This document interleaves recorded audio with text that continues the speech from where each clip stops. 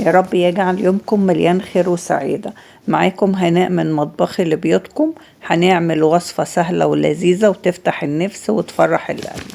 طبعا في الشتاء والسقعة لازم نعمل عدس. الدنيا تشتي نجري على طول نعمل عدس. عندنا هنا هو بقى ايه، كل واحد بيعمل الكمية اللي تناسبه. دي الكمية اللي تناسبني، يعني عملت زي كوباية ونص كده عدس. عندنا بطاطساية صغيرة، طماطمتين صغيرين، عندنا جزرتين صغيرين خالص. لو الجزر كبير عندكم حطوا واحدة، يعني يعتبر، ولو الطماطم كبيرة برضو حطوا واحدة. بس هي البطاطس بتبقى بطاطساية صغيرة. هنقطعهم كده صغير علشان يستوي بسرعة بسوى العدس، والعدس ما يتهريش وهم لا نقطعهم كده. هو طبعا الطماطم ما بتاخدش حاجة، لكن هنقطع البطاطس والجزر تقطيع صغير زي ما حضراتكم كده شايفين. ودي احلى حاجة في الشتاء، مليانة فيتامينات وبروتين وبتدفي وبتبقى حلوة جدا. يعني بصراحة احلى حاجة في السقعة ده، في السقعة دي.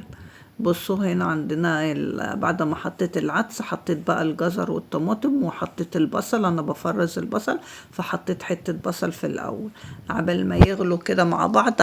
حوالي كده هو نص كوباية، هنعمل كده هو نص كوباية شعرية. هنحمرها. وطبعا الريم بيطلع كده فوق الوش، لازم تشيلوه عشان تبقى الشوربة بتاعتكم صافية وحلوة.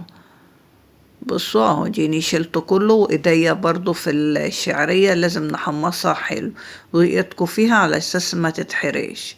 هنا العدس اهوت على النار بيغلي، هنغطي عليه كده حاجة بسيطة اهو. بجرب كده تشوفوا الجزر والبطاطس هما لو استووا خلاص الدنيا زي الفل. وبصوا الكمية ضاعف حجمها ازاي، عشان كده كله استوى مع بعض. طبعا انا مش هضرب في الحلة التيفال، حطيته في حلة ألمونيوم هضرب فيها عشان الحلة التيفال ما تجرحش. هنا بضرب بقى كله مع بعضه في نفس الحلة كده هو. بصوا وهو سخن كده الدنيا بتبقى زي الهاند بلندر ده، حلوة قوي. يعني الحاجة بتبقى في الحلة كده نروح احنا ضاربينه، ولا نستعمل مواعين كتير ولا اي حاجة. هنا هو بقى ايه، معانا بصلة وحتة زبدة. حطيت انا على العدس مكعب ماجي. بعد كده لسه هنملح، بس انا بقول لكم حطيت مكعب ماجي بيعزز الطعم وكده اهو.